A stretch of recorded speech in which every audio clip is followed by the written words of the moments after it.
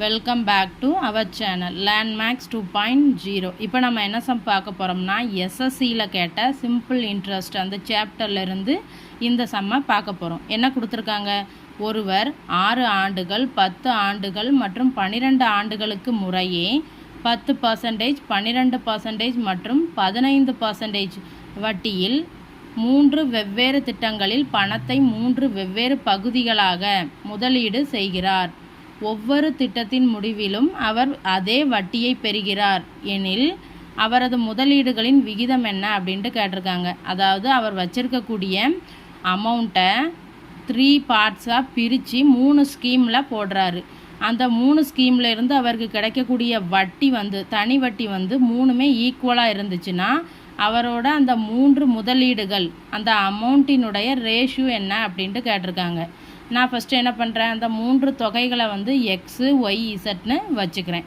அப்போ முதல் தொகையை அவர் இன்வெஸ்ட் பண்ணுறாருல அந்த ஸ்கீமில் அவருக்கு அமௌண்ட் என்ன எக்ஸு, எத்தனை ஆண்டுகள் 6, எத்தனை பர்சன்டேஜ் 10 டிவைடட் பை 100. இதுதானே முதல் ஸ்கீமில் கிடைக்கக்கூடிய வட்டி, தனி வட்டி.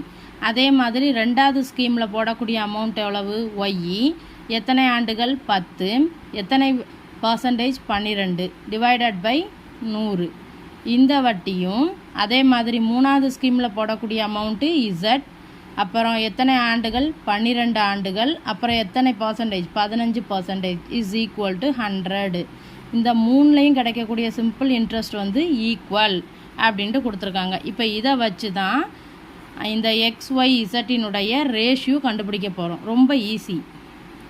இப்போ என்ன பண்ண போகிறேன்னா இதெல்லாம் மல்டிப்ளை பண்ண போகிறேன். 60x divided by 100 is equal to 120y divided by 100 is equal to 12ஐயும் 15ஐயும் மல்டிப்ளை பண்ணணும். 180ன்னு கிடைக்கா.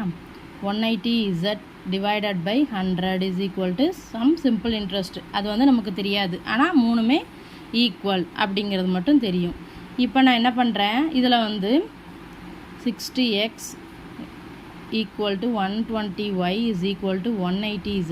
இந்த 100 இந்த சைட் கொண்டு வந்துடுது. அப்போ சிம்பிள் இன்ட்ரெஸ்ட் இன்ட்டு 100ன்னு ஆயிருமா. இப்போ இதில் ஏதாவது வெளியில் எடுக்கலாமா, 60 வெளியில் எடுக்கலாம். அப்போ ஃபஸ்ட்டு என்னவாகும், எக்ஸுன்னு ஆகும்.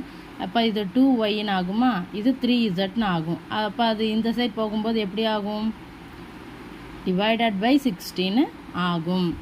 இப்போ இதை நான் என்ன பண்ணுறேன், x is equal to 2y is equal to 3z is equal to some கேன்னு வச்சுக்கிறேன் இந்த வேல்யூவை. சரியா. இப்போ எக்ஸ் ஈக்குவல் டு என்ன கிடச்சிருக்கு கே, அப்புறம் 2y is equal to k, அப்படின்னா ஒய் இஸ் ஈக்குவல் டு என்ன கே பை 2. அதே மாதிரி 3z is equal to k, அப்போ இசட் என்ன கே பை 3. இப்போ இதை வச்சு தான் இந்த ரேஷியோ கண்டுபிடிக்க போகிறோம். X is to y is to z is equal to என்ன கிடச்சிருக்கு k is to k by 2 is to k by 3. இதை நான் எப்படி எழுதலாம், 1:1/2 இஸ்ட்டு 1/3ன்னு எழுதலாமா. இப்போ நான் என்ன பண்ண போகிறேன், 2க்கும் 3க்கும் எல்சிஎம் பார்க்கணும். எல்சிஎம் என்னவாக இருக்கும், இந்த ரெண்டுமே டிஃப்ரெண்ட்டாக இருக்கனால 6ன்னு தான் கிடைக்கும்.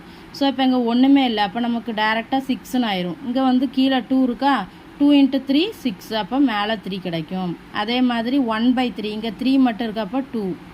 அப்போ இதுதான் அந்த ரேஷியோ. அதாவது அவர் வச்சுருந்த அமௌண்ட்டை 3 டிவைட் பண்ணியிருந்தார்ல அந்த அமௌண்ட்டினுடைய ரேஷியோ. வீடியோ பிடிச்சிருந்தா சேனலை சப்ஸ்கிரைப் பண்ணுங்கள், வீடியோவை ஷேர் பண்ணுங்கள். தேங்க்யூ.